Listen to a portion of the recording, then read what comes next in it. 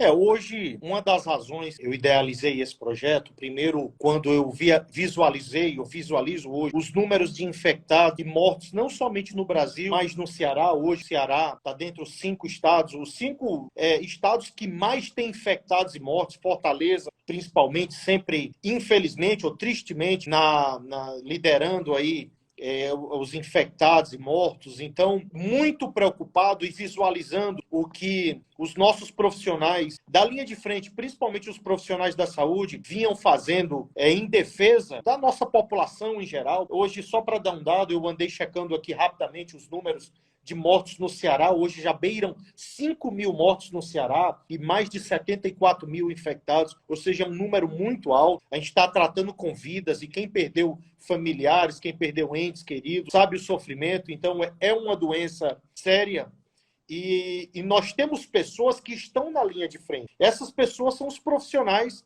da saúde. Obviamente, temos ali o pessoal da limpeza urbana, vigilância sanitária, profissionais da segurança pública também, mas principalmente os nossos profissionais da saúde que estão dando as suas vidas para nos proteger. Eles não tiveram luxo de dizer, não, eu não posso ir trabalhar, também vou ficar de quarentena.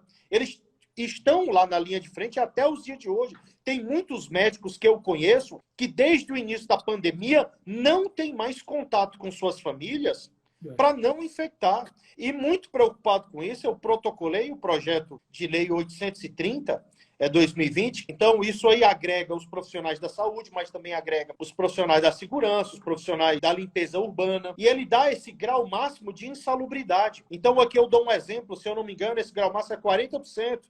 Se ele está ali em um salário mínimo, um técnico de enfermagem, eu estou falando de R$ 400 em períodos de pandemia. Muitos me perguntaram, mas Heitor, a receita do federal caiu, a receita dos estados, até mesmo de hospitais privados, mas nós estamos em momentos, passando um momento especial. E esse momento delicado, esse momento especial, ele requer, sim, atitudes especiais. Isso aí é valorizar e reconhecer esses que estão na linha de frente. Como nós já conversamos, eu morei nos Estados Unidos, morei na Inglaterra, pessoas da nação serviam a pátria e retornavam, e ele tinha esse reconhecimento do Estado, reconhecimento da população. Quantas vezes eu estava em lojas de roupa e aí uma pessoa, a vendedora, perguntava, o senhor é militar? Ele, sou militar, sou um veterano de guerra, e ele tinha automaticamente um desconto. Eu estava falando de uma loja privada. Então, o pessoal sabe reconhecer os seus profissionais, e esse projeto de lei, ele visa reconhecer. E nós não podemos ser hipócritas, não é só palminha na varanda, isso é importante, mas isso também é importante reconhecer na questão da remuneração. É um momento especial que requer uma atitude especial. Isso aí é somente em períodos de calamidade, em períodos de pandemia. Como é que está o projeto, deputado? Esse projeto de lei, eu já pedi ao nosso líder desse apoio para que a gente possa colocar ele em regime de urgência. Ele está nos ritos normais, ele já foi protocolado e foi destinado às comissões devidas. Tem um rito na qual o projeto de lei, e a maneira, o shortcut, a via rápida que a gente pode ter para esse projeto é por meio de urgência. O nosso partido é um partido grande, eu pedi esse apoio ao nosso líder do partido, ao Felipe, pedi que ali a outros líderes, então estou esperando que nas próximas 2 semanas entre em pauta. Se tiver melhorias ao projeto, a gente faz via emendas, destaques, mas a gente quer, de fato, nesse momento, reconhecer e valorizar esses profissionais da saúde. Perfeito. Quando eu citei essa nossa live, eu recebi contatos de técnicos de enfermagem, enfermeiros em geral, que em alguns hospitais existe um bônus, um adicional para o coronavírus, em outros não tem. Então, é importante que a gente valorize e reconheça, e o Congresso Nacional ele tem que pautar, nesse momento, um projeto importante aí para trás profissionais. Isso aí depois, no nosso balance sheet, no nosso orçamento, a gente depois tira dali, aumenta dali. Eu sou alguém que defende, sim, redução de super salários, não somente no legislativo, mas no executivo. Um momento delicado. Nós já tínhamos um problema grave na saúde no fundo do poço, quando essa nova legislatura veio, a saúde sempre foi uma grande reclamação da população, então a saúde estava antes do fundo do poço, com essa pandemia agravou mais a situação da saúde, e o dinheiro, a gente tem que lembrar que o dinheiro ele não aparece, ninguém não tem que sai tirando dinheiro em árvore, o dinheiro são pessoas que contribuem, então esse dinheiro vem de contribuintes, de pessoas que pagam. Então, nós temos que ter essa responsabilidade com o dinheiro do pagador de imposto. Essa questão dos cartões corporativos não é alguma coisa que um dirigente de um órgão federal, eu não falo aqui só do executivo, mas eu falo também de órgãos federais, eles não podem ter ali seu cartãozinho sem limite e estar gastando de forma descontrolada. Isso eu falo dos inúmeros órgãos federais que existem hoje no Brasil. Esse dinheiro tem que ser tratado com responsabilidade e por isso que nesse projeto eu peço a suspensão dos gastos com cartões corporativos. Muitos desses órgãos estão até trabalhando com home office. Então, certas despesas, eles podem sim ser cortadas, porque todo mundo já está cortando. Esse projeto, ele, a nível federal, visa isentar cobrança de pedágios nas rodovias federais, né, aos transportadores, esses que estão transportando itens essenciais durante, né, essa decretação de calamidade pública, né, em razão dessa pandemia. Então, ali nós temos inúmeros transportes que são essenciais. Logo no início da pandemia, quando eu protocolei esse projeto de lei, quando os estados decretaram lockdown ou fecharam as rodovias, os caminhoneiros não tinham nem onde comer, nem onde abastecer, não tinham onde... e eles tinham que continuar, além de não ter os serviços essenciais para os caminhoneiros, porque se nós pararmos o transporte e os caminhoneiros, a gente praticamente para o Brasil. Eu sei que é uma vergonha, eu sei que é triste, nós não temos cabotagem, nós não temos ferrovias, os transportes de cargas aéreas é muito cara, então vai aumentar muito o preço final para o consumidor. Então, a gente não podia, naquele momento, não podia parar o Brasil, como até hoje, a gente não pode parar o Brasil com os caminhoneiros. Então, quando começaram a fechar praticamente tudo para os caminhoneiros, eles ainda continuaram cobrando altos pedágios de caminhoneiros e, naquele momento, eu protocolei isso para, primeiro, ter serviço. Eu tive um projeto que foi junto, que eu tentei via emenda, tentei via destaque, não consegui, e aí fiz indicação ao Ministério da Infraestrutura e entrei com um projeto de lei também. Então, era garantir, primeiro, que os serviços essenciais continuassem para os caminhoneiros e logo depois o ministro Tarcísio da Infraestrutura, que é um ministro muito competente, técnico, que vem fazendo um bom trabalho, ele até mesmo acatou e você viu que não pararam e os serviços essenciais aos caminhoneiros. E aqui o que me deixou quando esse projeto foi pensado e protocolado, os altos pedágios que ainda eram cobrados de serviço de caminhoneiros que estavam transportando serviços essenciais.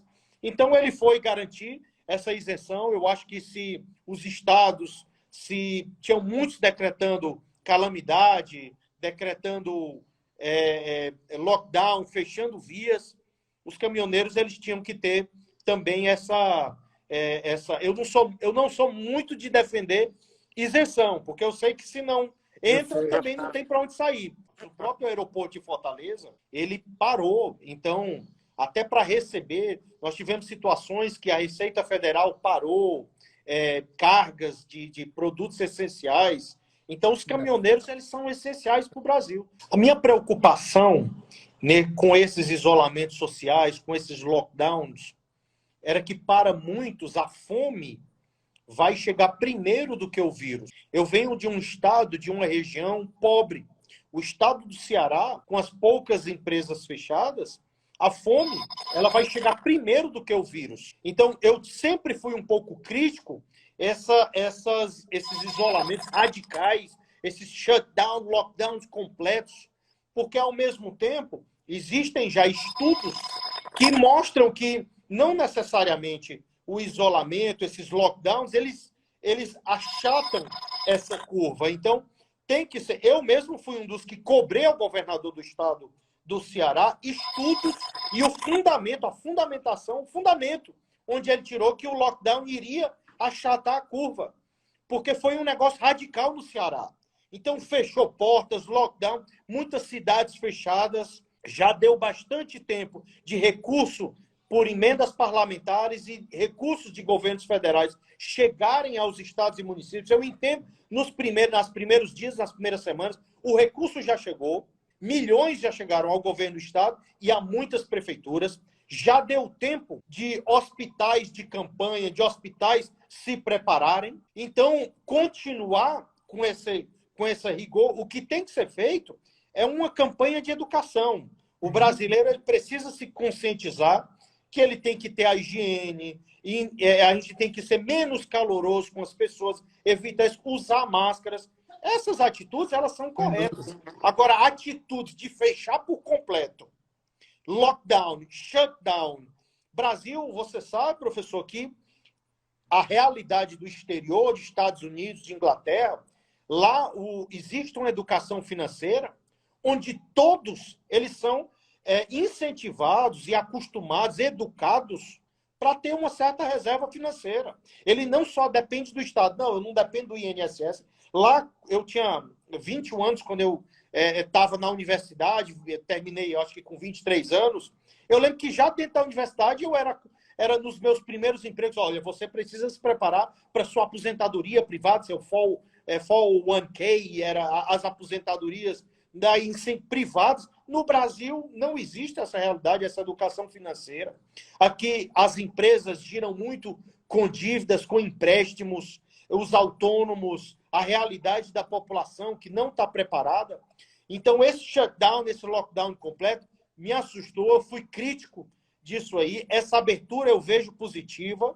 Já deu tempo dos governos, das prefeituras, se prepararem para receber os infectados, para remédios serem feitos, para ter uma campanha de preparação, hospitais de campanha. Infelizmente, a gente tem visto, foi muito desvio, gastos milionários, irresponsabilidade, e a Polícia Federal já está apurando tudo isso. Então, assim, é algo sério. O Ceará foi um dos estados mais infectados e afetados com essa pandemia. O Brasil hoje está no topo aí da pirâmide. Não é à toa que os Estados Unidos não estão mais nem recebendo, né, visitantes, turistas brasileiros. Então, a gente tem que ser responsável, não somente com o tratado da pandemia, mas também com a parte econômica, né? Professor, desde cedo, quando eu tinha 13 anos de idade, quando meu pai faleceu, e eu lembro que uma das primeiras coisas, nós éramos 4 filhos, e obviamente sentindo falta do nosso pai e tal, e ali chorando. E eu lembro que a minha mãe, desde cedo, chegou e nos incentivava. Olha, o seu pai cumpriu a missão, bola para frente, a gente tem que olhar para frente. Então, eu aprendi desde cedo a não chorar pelo leite derramado. E eu nunca tive, assim, um cargo público, eu nunca fiz concurso. Eu estudei muito na minha vida e sempre fui do setor privado. Então, palavras na minha vida como eficiência, eficácia, proatividade, resultado, são essas coisas que eu trabalho. Então, eu sempre ia trabalhar pensando, será que hoje eu vou pagar a minha luz? Hoje eu vou vender o suficiente ou fazer negócios para pagar a minha conta de luz, pagar a minha água, né, pagar a minha hipoteca. Então, eu sempre fui uma pessoa que visou resultados, eficiência, eficácia, que são duas coisas diferentes, eficiência e eficácia, para os que não sabem, e não chorar pelo leite derramado. Então, na minha vida, na minha estratégia política, eu tento não ficar só se lamentando. Obviamente, eu fui um grande apoiador do nosso presidente Bolsonaro. Ele seguiu por um outro rumo que ele decidiu, mas eu não vou ficar somente pouco na questão produtiva. Eu tenho um mandato. Nós estamos há menos de 2 anos, 1 ano e meio com mandato, ainda tanto no executivo como no legislativo. E eu não estou aqui por carreirismo político. Eu não quero, eu vou passar minha vida toda como deputado, depois vou ao Senado, vou ao governo, fico mudando e aí quero me aposentar. Eu não viso um carreirismo político. Eu, de fato, quero deixar um legado e fazer algo para o Brasil. Eu me sinto, muitas vezes, muito frustrado no Congresso Nacional devido à tamanha burocracia, aos ritos que são demais. Eu entendo a visão da burocracia de tentar fechar algumas lacunas e querer fazer o melhor, mas hoje é demasiado. E para pessoas como eu, que moraram muito tempo fora do Brasil, eu sempre dou o exemplo de quando eu fui fechar uma empresa que eu tinha nos Estados Unidos. Eu cheguei lá na sede da prefeitura e em questão de 15 minutos, eu disse, olha, quero fechar um equivalente a um CNPJ lá. Cheguei lá na sede da prefeitura, a moça me deu um papel tamanho assim de um A4, metade de uma folha, assinei a ficha, estava fechado. Não precisei ir em cartório, assinar contrato, mandar para junto, para receita, para pegar testemunho de advogado. Ou seja, eficiência e eficácia. Eu estou querendo dizer com tudo isso que eu aqui não quero chorar o leite derramado. Sim. Entendeu? Então, assim, eu quero me unir para o que é bom para o Brasil. Matérias importantes, eu vou estar sempre junto do Brasil. Lógico. Não vou me envolver com toma lá da cá, não quero me envolver com indicação e cargos disso, ou não sei o quê, ou um benefício próprio. Então, essas questões aí eu abomino, qualquer toma lá da cá. Uma das minhas funções, que é a função do deputado federal, é de fiscalizar, irei denunciar a Ministérios Público Federal, a Comissão de Fiscalização, o que venho fazendo. Agora, sim, eu não quero ficar só chorando leite derramado por vias políticas que antes tinham, hoje não tem mais. Eu quero ser propositivo, eu quero, de fato, trabalhar. O que for bom para o Brasil será bom para mim. E o que eu geralmente digo, professor, é o seguinte, nós temos, no fim dessa linha, o povo brasileiro, que é um povo que sofre com falta de saúde, falta de estrutura, falta de educação, falta de emprego. Quem está empregado ganha pouco. Então, eu quero me unir a quem quer que seja que quer o bom para o Brasil. Durante essa pandemia, eu acho que agravou um pouco, não somente a questão da saúde, que o mundo todo está passando, mas devido a essas crises políticas, instabilidade política, obviamente, afeta a nossa credibilidade e o investidor fica com medo do futuro do Brasil. Então, é um pouco perigoso o momento quando falam em credibilidade, investimento, devido à instabilidade política, chegando quase 2 anos, executivo não se acertando, essa guerra de poderes fomentados por alguns, não é bom para o Brasil. Isso aí gera muita instabilidade. Mas eu sou muito otimista, eu vejo que o Brasil tem muitas oportunidades. E aquela pequena história do vendedor que foi na África, e isso apenas é uma história, não é verdade, é apenas para mostrar a visão, né, do empreendedor. Chegou lá um vendedor na África e viu muitos descalços, e aí voltou para o seu empregador e disse, olha, lá não tem oportunidade de venda, porque todo mundo anda descalço. Já um outro vendedor foi e disse, a gente tem que se mudar para lá agora, porque ninguém tem calçados, então é a nossa maneira de crescer. E eu vejo o Brasil de forma muito otimista. Aqui, a nossa infraestrutura ainda é muito precária. A nossa saúde, nossa educação, quando eu vejo de ferrovias, que no Brasil nós não temos ferrovias, caminhões têm que levar. Um dia desse, eu conversei com um grupo de investidores que estava interessado em ir para o Ceará, e eu lembro que lá na Escócia, quando se fala naquelas hélices eólicas, né? naquelas grandes infraestruturas eólicas, o tamanho que eu vejo lá no Ceará é 1/4 menor do que o que eu via lá na Escócia. E aí eu perguntei para um desses engenheiros falou, que era até um italiano, disse, olha, é porque aqui nós não temos rodovias, nós não temos estradas para passar essas hélices. Então, até para trazer uma hélice de um porto para um determinado local, uma duna, eles não têm infraestrutura para isso.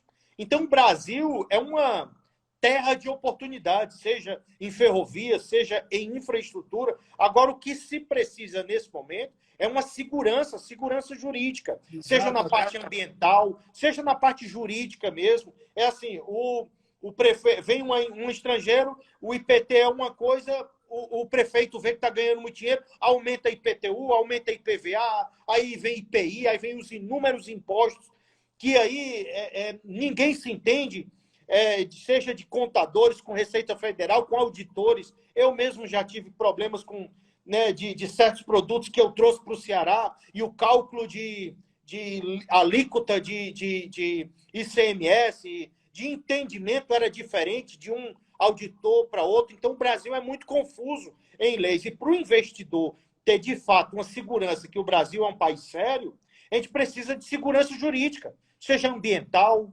seja como nos Estados Unidos. Lá, se você não pagar uma casa, com 3 meses, o banco, o credor, tem lá a sua casa de volta. E no Brasil, não. Ele entra na justiça, a justiça demora muito, aí vão avaliar cláusulas de contratos, e daí entra num buraco negro que dá uma insegurança muito grande para o investidor. Então, eu sou muito otimista, eu vejo o Brasil como uma terra de oportunidades, eu acredito que nós vamos sair dessa crise, vai vir uma vacina aí logo em breve, a gente tem que pavimentar uma estrada de reconstrução do Brasil. Eu vejo a reforma tributária como o caminho que o Brasil vai se reerguer.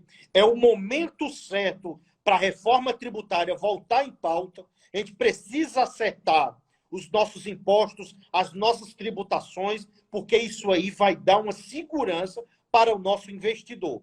Eu espero que os nossos diplomatas, eles não estejam só fazendo jantares ou boas conversas, eles estejam também atrás de negócio, de vender o Brasil lá fora. Aí nós temos o papel da Câmara, de comissões também, de dialogar, de dar essa segurança. Então, o momento para uma reforma tributária seria agora. Eu acho que é o mais importante para pavimentar o sucesso do Brasil. Isso aí vai dar segurança, professor. O que falta para o investidor trazer muito dinheiro para o Brasil é a questão da segurança jurídica. Eu conheço investidores europeus lá no Ceará, no ramo turístico, que eles trazem milhões de euros, trouxeram milhões de euros para o Brasil, para o Ceará, e aí, quando chega lá, eles têm problema trabalhista, problema com prefeitura, problema com terra, com calote que levam, com advogado, contadores, e aí entram na justiça. Então, assim, o investidor ele não tem segurança jurídica. Brasil é uma terra de oportunidades, mas falta segurança jurídica, e aí onde nós, deputados, entramos, eu acho que o momento está certo. Ministério da Economia, temos grandes técnicos lá, eu gosto do Paulo Guedes, eu gosto da equipe econômica, eu fiquei muito triste quando o senhor saiu de lá, mas eu vejo que hoje o senhor pode contribuir de uma forma muito grande, não estando no governo. Talvez se o senhor tivesse lá no governo, não poderia ser tão aberto para dar dicas e ajudar mais deputados de uma forma plural. Então, o momento é de se entender com o Ministério da Economia, se entender com o STF. O Congresso também precisa entender que nós precisamos de uma reforma tributária já para acertar o nosso sistema de tributação e de impostos, e aí a gente vai pavimentar a volta do crescimento e o Brasil que a gente sempre sonhou. Professor Marcos Sintra, eu que agradeço por ter tido essa oportunidade desse bate-papo leve, descontraído, aqui, que fica registrado para que mais pessoas possam escutar, conhecer um pouco mais. Como eu disse, quando o senhor saiu do Ministério da Economia, ali à frente da Receita Federal, eu senti muito. Poxa, perdemos mais um grande técnico, um dos maiores economistas contemporâneos que nós temos aqui no Brasil, mas hoje eu vejo que o senhor pode nos ajudar muito, não estando ali diretamente ligado, nos ajudando com boas propostas para a reforma tributária, para essa reforma administrativa que a gente espera. Eu acredito que esse é o caminho que o Brasil vai sair, vai sair do prego, esse Fusquinha ele vai ligar o motor e vai andar, e a gente vai se tornar um país grande. Então, é importante esse debate nesse momento. Nós vamos vencer a economia, sim. A gente tem que parar de ter certas discussões ideológicas e até eu sou, obviamente, quem me conhece sabe que eu sou de direita, sou conservador, sou um liberal na economia, tenho posições firmes, sim, mas esse momento é o Brasil todo que está sendo afetado com as inúmeras crises que nós temos. A gente tem que colocar um basta nisso aí, começar a se entender, porque senão o Brasil não vai andar. Então, muito obrigado por esse momento. Agradeço a todos os comentários, a todos que participaram. Me coloco sempre à disposição. Quero ver o Brasil vencer a crise, o Congresso Nacional voltar às suas comissões, voltar ao plenário. Nós temos que votar muitas coisas urgentes. E ali eu espero também ter a sua participação, contribuindo. Essa questão do imposto único, eu estava lembrando aqui impostos estaduais que são confusos, de pequenas empresas como a minha, que sempre quando chegava mercadoria, entendimentos de auditores com antecipado, eu acho isso um dos impostos mais absurdos, pagar antecipado, diferencial de alíquota, e era entendimento, é muito confuso. É a tributação brasileira, e a gente precisa ter, sim, um imposto único, precisa alinhar, rever conceitos, e eu acho que a gente pode debater isso aí em outra live, algo mais técnico, ideias, até mesmo para escutar o que, é que a população acha de um imposto único, de simplificar o sistema tributário brasileiro. Eu acho que é bom para todos. Então, muito obrigado, professor, por esse momento. Agradeço também a todos. Sou otimista que nós vamos vencer esse momento e eu torço pelo Brasil. Não quero aqui estar apenas fazendo críticas negativas, mas construtivas, seja para o Executivo, seja para também o Legislativo, para o Judiciário. Eu quero que o Brasil ande para frente. Obrigado, professor. Mais uma vez, agradeço ao PSL. Que Deus abençoe aí a todos e o nosso lindo país. Muito obrigado, deputado. Foi um prazer dizer que essa nossa live ela estará em toda a mídia social, YouTube, no nosso site, para consulta. É uma série de conversas, de diálogos como esse que estamos tendo com os nossos parlamentares. E a Fundação Índigo cumpre o seu papel, que é trazer, aproximar o eleitor, o nosso militante do partido, aquele que acredita nos ideais do PSL, com as nossas bancadas, para que as pessoas conheçam os nossos deputados e, através da interação, façamos do partido um veículo para o desenvolvimento nacional. Deputado, muito agradecido mais uma vez, deputado Heitor Freire, um dos grandes e jovens parlamentares brasileiros, que certamente vai estar aí uma grande contribuição para todo o país. Parabéns e até a próxima. Muito obrigado a todos. Abraço.